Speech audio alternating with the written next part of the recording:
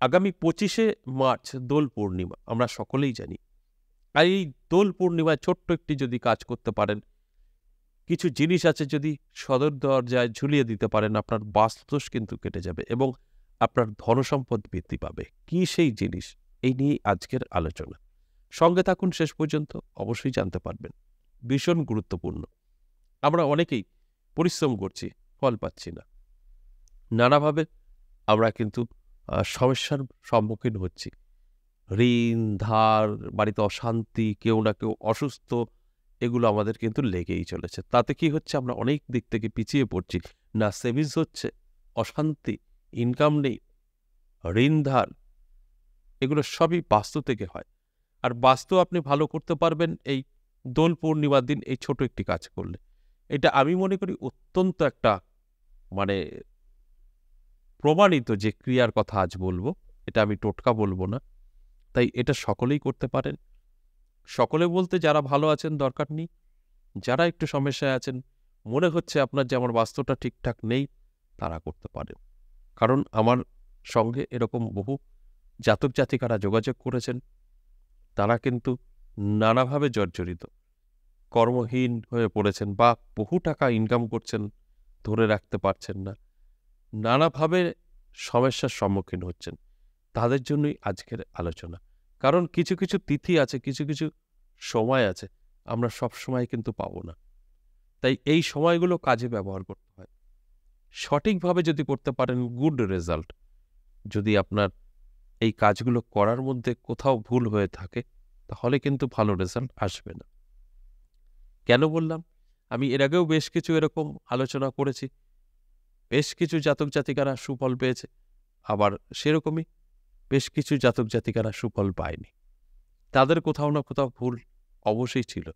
ভুল না থাকলে সম্ভব না, মিলতে বাধ্য। তা সত্ত্বেও আপনারা অনেকেই বলছেন যে আমি এটার ফল পাইনি। তাদের জন্য আমি বলব আপনাদের কোনো না কোনো সমস্যা ছিল, ঠিকঠাক করতে পারেননি। তাহলে আজকের আলোচনার বিষয় এই দোল পূর্ণিমা কাজে লাগিয়ে আপনার বাস্তু আপনি ভালো করে নিতে পারবেন। শুধু তাই নয়, প্রচুর ধনসম্পদ আপনার বৃদ্ধি হবে। শুধু ছোট একটি নিয়ম আপনাকে মেনে এই কাজটা করতে হবে। তার সাথে কিছু সামগ্রী লাগবে, কিছু জিনিসপত্র লাগবে যেগুলো আপনাকে কিনে আনতে হবে। আর কি লাগবে? বিশ্বাস। সবার আগে বিশ্বাস। আপনার যদি বিশ্বাস থাকে, আপনি সাকসেস পাবেন। বিশ্বাস না থাকলে সাকসেস পাবেন না। তাই বিশ্বাসটা কিন্তু থাকা জরুরি। আর সেই কারণেই আমি অনুরোধ করব যে বিশ্বাসটা কিন্তু রাখতে হবে আপনার। বিশ্বাস না রাখলে আপনার কিন্তু কিছুই মিলবে না। আশা করি বুঝতে পেরেছেন। এবার আসুন, আপনার যেগুলো প্রয়োজন হবে সেগুলো হচ্ছে, একটা আপনাকে অবশ্যই পবিত্র জল বানাতে হবে, যেটা শান্তি জলও বলতে পারেন। তারপর কিন্তু এইটা করতে হবে, দুটো একত্রে করতে হবে। তার জন্য আপনার একটা তামার ঘট প্রয়োজন আছে। এই তামার ঘটের মধ্যে যে গঙ্গা জল নেবেন, কয়েক ফোঁটা ঘি, মধু এবং দই, তার মধ্যে কটা 7টা গুণে দুর্বা ঘাস দেবেন এবং তার মধ্যে গাঢ় হলুদ দেবেন 7টা টুকরো। তার মধ্যে আপনার বাড়ির রাধাকৃষ্ণ বা মা লক্ষ্মীর পুজো অবশ্যই করেন, সেই আসনের থেকে 2টো ফুল দেবেন জলটার মধ্যে এবং কিছু কর্পূর দেবেন, অগুরু দেবেন। জল রেডি হয়ে গেল। তারপর জলটা রাখার পর আপনার আরও কিছু জোগাড় করতে হবে। সেটা কি? 5টা হলুদ গাঁঠ, 5টা গোমতী চক্র, 5টা লক্ষ্মী কড়ি, 5টা লবঙ্গ আর 8 ইঞ্চি বাই 8 ইঞ্চি হলুদ কাপড়ের। এই যে সামগ্রীগুলো কিনলেন বা জোগাড় করলেন, সেটাই হলুদ কাপড়ের মধ্যে আপনাকে রাখতে হবে। রেখে একটা পুঁটুলি তৈরি করতে হবে। এই পুঁটুলিটা তৈরি হয়ে গেল। এই পুঁটুলির উপরে একটু গঙ্গা জল ছিটিয়ে দিলেন। তারপর কি করলেন? আপনার যে জলটা তৈরি করেছেন, এতক্ষণ যেগুলো আমি বললাম তামার ঘটিতে যে জলটা তৈরি করেছেন, এই জলটা আপনার সদর দরজায় ছিটিয়ে দিতে হবে। এখানেই শেষ না, সেই জলটা সদর দরজায় ছিটিয়ে দেওয়ার পরে আপনার ব্যালেন্স যেটা থাকবে সারা বাড়িতে ছিটিয়ে দিতে হবে। তাহলে কি হলো? আপনার বাড়িতে নেগেটিভিটি কাটলো। আর এটা করতে হবে কবে? অবশ্যই দোল পূর্ণিমার দিন ভোরবেলা উঠে করতে হবে। একদম ভোরে উঠবেন, উঠে এটা করবেন। তার সাথে সাথে আপনার যেগুলো করণীয় সেগুলো করবেন। আপনি আপনার ইষ্ট দেবদেবীর আবির ছোঁয়াবেন এবং আপনার বাড়িতে তুলসী মঞ্চে আবির দেবেন, একটা বাতাসা দেবেন, জল দেবেন। যেটা দোল পূর্ণিমায় করা হয় সেগুলো করে নেবেন। তারপর এই জলটা আপনার সদর দরজায় ছিটিয়ে দেবেন, সারা বাড়িতে ছিটিয়ে দেবেন। কাজ কমপ্লিট হয়ে গেল। আর সেদিন অবশ্যই নিরামিষ খাবেন। যারা যারা এই কাজটা করবেন তারা নিরামিষ খাবেন। কোনো রকম আমিষ বাড়িতে চলবে না। তারপর আপনার এদিকে কমপ্লিট হয়ে গেল।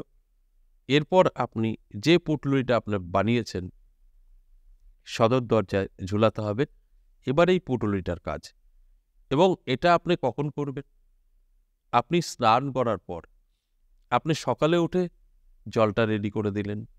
তারপর আপনি রং খেলছেন বা কারোর সাথে মিশছেন, ঘুরছেন, সেগুলো কমপ্লিট হয়ে গেল।